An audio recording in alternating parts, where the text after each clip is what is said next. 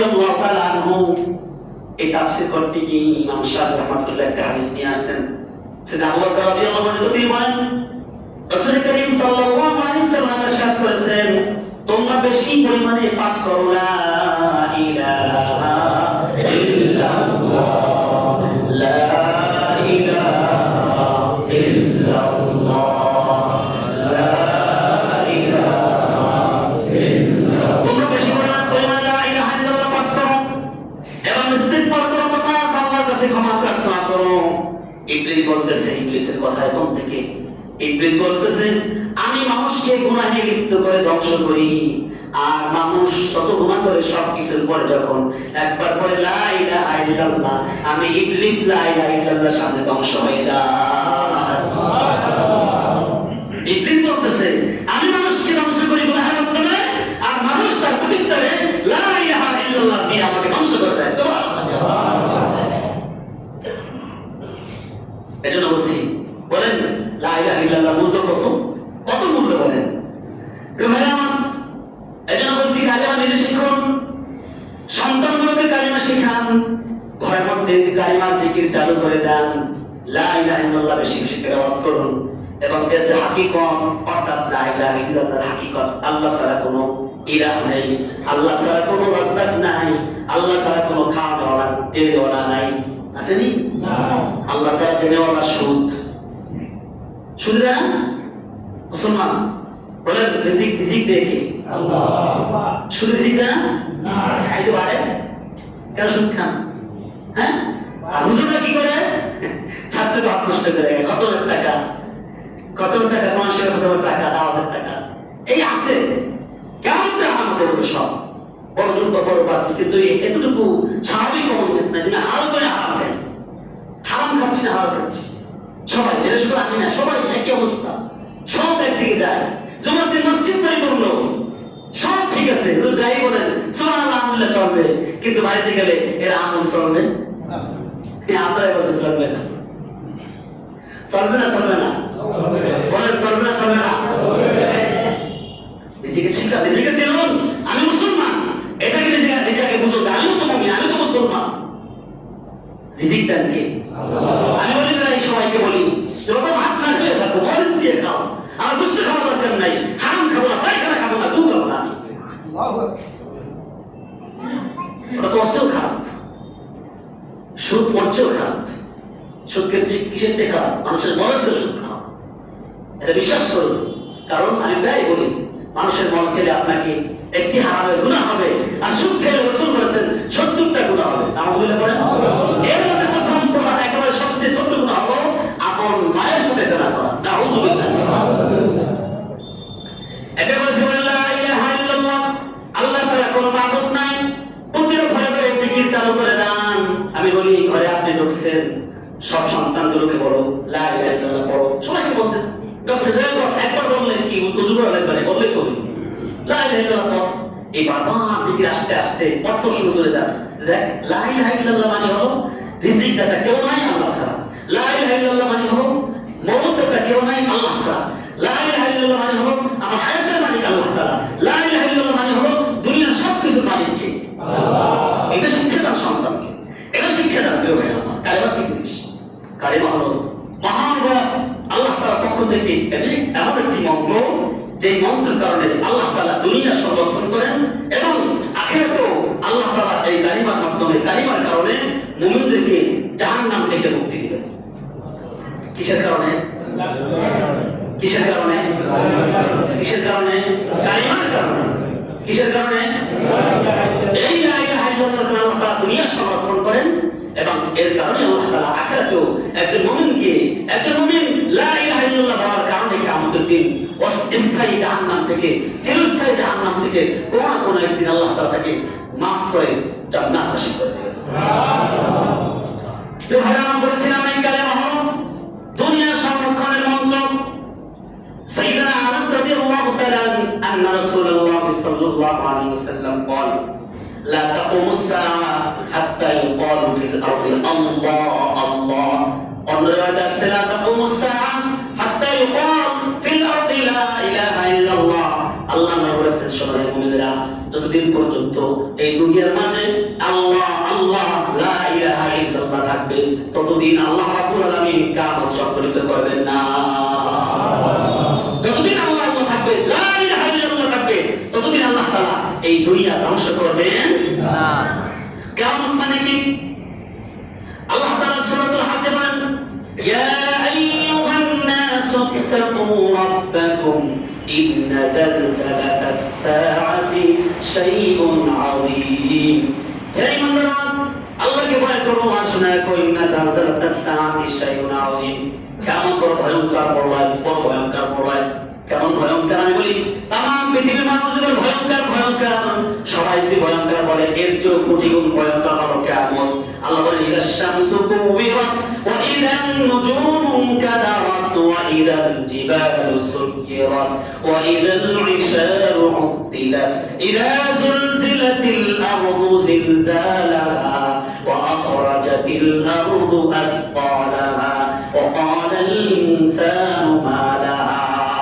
আল্লাহ বলতেছেন, শোনো, কিয়ামত তো সেদিনের নাম যেদিন আসমানটা ভেঙে মাটিতে পড়ে যাবে, এই পৃথিবী চুরমার হয়ে যাবে, পাহাড়গুলো তুলার মতো উঠতে থাকবে, গাছপালাগুলো সব তুলার মতো উঠতে থাকবে, আসমানের সূর্য তারাগুলো সব কিছু ধ্বংস হয়ে যাবে, চুরমার হয়ে যাবে। তার নাম হলো কিয়ামত। আল্লাহ বলেন, নুফিখা ফিস সূর ফাসাইকা মান ফিস সামাওয়াতি ওয়া মান ফিল আরদ।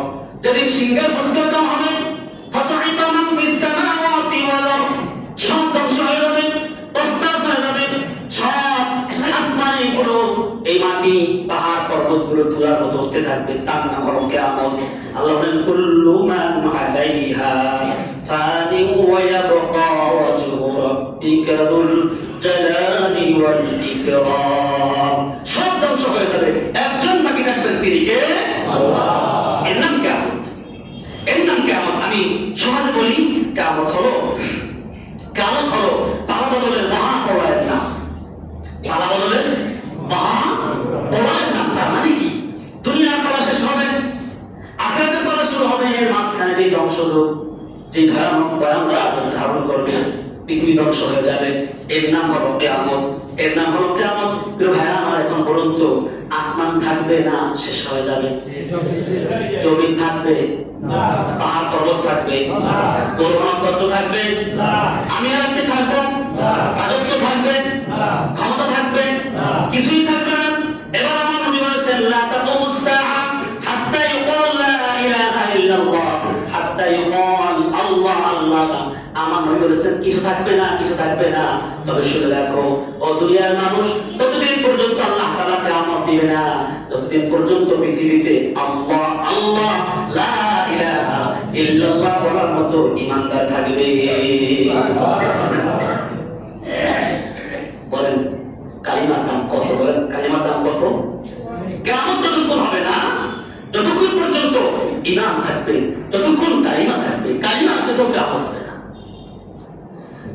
ভাই আমার, কালিমা আছে তো আকাশ ভেঙে পড়বে না, জমিন তছনছ হবে না, পাহাড় তোলার মতো উঠবে না, গ্রহ নক্ষত্র ধ্বংস হবে না, সূর্য আলো শূন্য হবে না, মানুষের অস্তিত্ব বিলীন হবে না, গাছগাছালি ফল দেওয়া বন্ধ করবে না, বাতাস স্তব্ধ হয়ে যাবে না। এবার বলুন, কালিমার মূল্য বেশি না কম? আল্লাহ তাআলা বলেন, ওয়ালাউ আন্না আহলাল কুরা আমানু ওয়াত্তাকাউ লাফাতাহনা আলাইহিম বারাকাতিম মিনাস সামাই ওয়াল আরদ। ওয়ালাউ আন্না আহলাল কুরা আমানু, দুনিয়ার মানুষ যদি ঈমান আনে, আমি আল্লাহ দুনিয়ার সমস্ত রিজিকের দরজাগুলো খুলে দেব। সুবহানাল্লাহ। তার মানে হলো, কালিমা আছে তো আল্লাহ তাআলার নিয়ামত আছে, কালিমা নাই, আল্লাহ তাআলার নিয়ামত থাকবে না। কালিমার মূল্য কত বেশি, বলেন, কত বেশি? পৃথিবীর সমস্ত সরকার, পৃথিবীর সমস্ত ক্ষমতা, সকল সম্পদের বিনিময়ে যদি সবাই চিন্তা করে যে আমরা আকাশ ঠেকানোর মধ্যে একটা পিলার তৈরি করবো, সম্ভব? বলে সম্ভব? সবাই মিলে একটি পিলার তৈরি করে, এটা যেরকম সম্ভব না, কখনো সম্ভব না। এবার আপনি বলুন, দুনিয়া সকল সরকার মিলে যেটা করতে পারে না, কারো দ্বারা সম্ভব না। ছোট্ট একটা ছোট্ট বাচ্চার মুখে লা ইলাহা ইল্লাল্লাহ আছে তো আল্লাহ তাআলা আসমান ধ্বংস করবে না। পৃথিবীর শান্তি দ্বারা সম্ভব না, শুধুমাত্র লা ইলাহা ইল্লাল্লাহ সেটা সম্ভব। সুবহানাল্লাহ।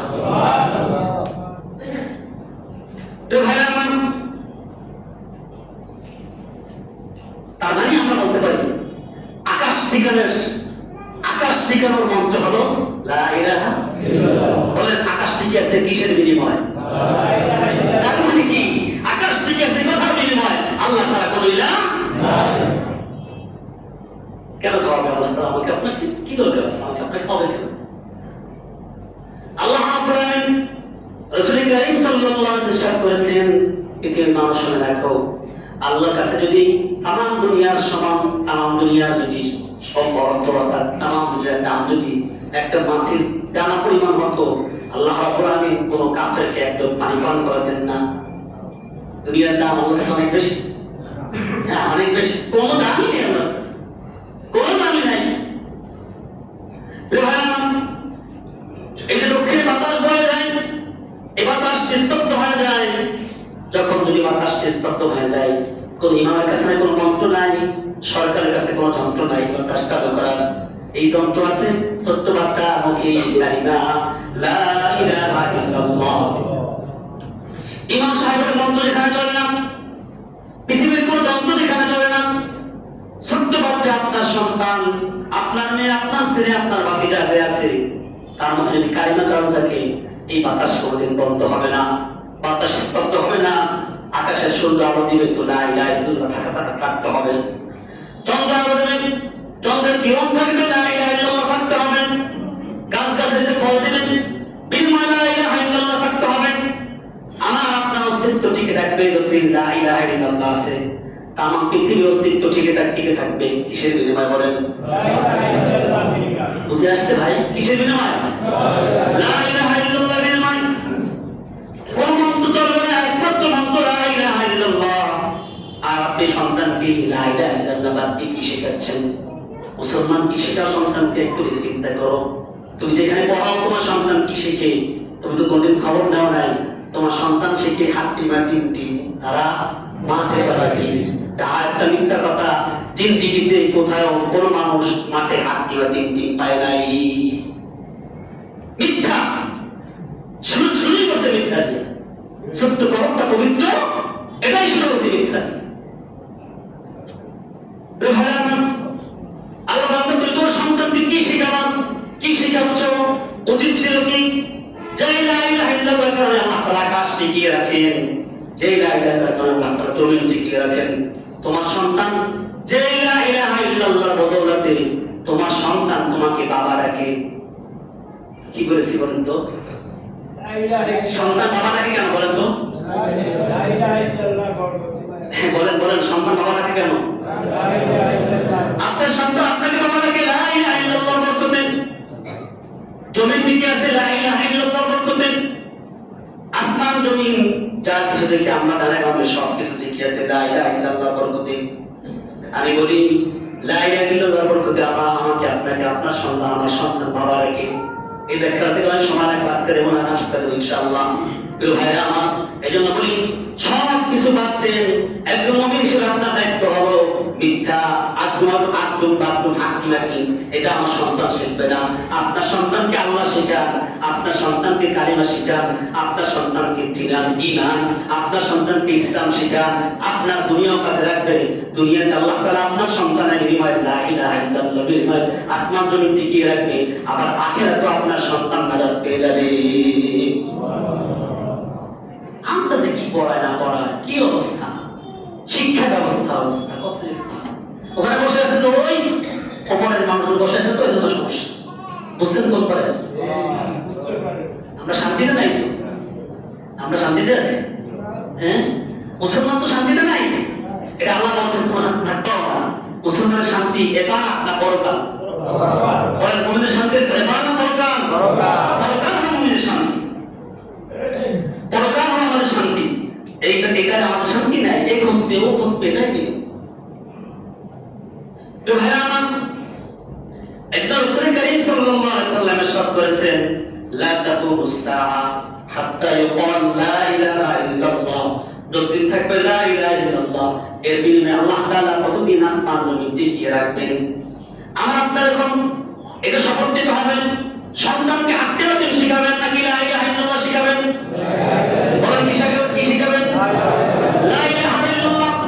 মুখে লা ইলাহা ইল্লাল্লাহ নাই, অন্তরে লা ইলাহা ইল্লাল্লাহ নাই, জীবনে লা ইলাহা ইল্লাল্লাহ নাই। বিদায় আপনার আমার সন্তান মুমিন হয়েও, মুসলমান হয়েও ইসলাম কায়েম, ইসলাম প্রচার করে না, ইসলামী জীবন জিন্দেগি পরিচালনা করে না, ইসলামী হুকুমত মানে না, বরং মুসলমানের সন্তান মুসলমান না হওয়ার পরেও, মুসলমানের ঘরে জন্ম হওয়ার পরেও ইসলামের বিরুদ্ধে কথা বলে মুসলমানের সন্তান আছে না নাই?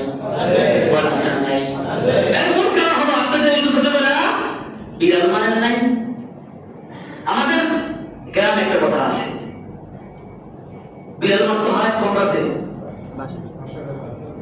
আপনারা জানেন না? একটা কথা হয় না, বিড়াল মানতে হয় বাসর রাতে। বিড়াল মানতে হয় বাসর রাতে। বিড়াল না মানলে যে ভোগটা হয় সেটাই সমস্যা হচ্ছে। ইনশাআল্লাহ আমরা আলোচনা করবো দেখি সামনে সপ্তাহ। কেউ ভাই আমার এই জন্য বলি, হাতে পায়ে ধরে বলি, এখন সতর্ক হন। সন্তান কোথায় যায়? আপনার মেয়ে কোন বসিয়ে দিচ্ছেন, কোন জায়গায় আছে, কোন আবাসিকে আছে, এখন থেকে শিক্ষা নাম। আপনি যদি এখন সুস্থ না হন, আর আমি দলীয় ভাইরা যারা আছেন, দলের বাইরে যারা আছেন, যুবকরা যারা আছেন, আপনাদের হাতে সবকিছু সম্ভব। আপনারা একটু একত্র হন, যেখানে দেখবেন এই আমাদের মুসলিম মেয়েদেরকে তাদের চরিত্র নষ্ট করা হচ্ছে, অমুসলিমদের সাথে ঘোরা করা হচ্ছে, সেখানে বয়কট করুন, প্রতিবাদ করুন, প্রতিরোধ করুন। না হয় কোন একদিন আপনার সন্তান বিপদে পড়ে যাবে, আপনার সন্তান বিপদগামী হয়ে যাবে। আল্লাহ তাআলা আমাদের সকলকে হেফাজত করুন। আমিন বলেন আমিন। আমাদের সকলকে ঈমান দিয়ে কবর দেওয়ার তৌফিক দান করুন। আমিন।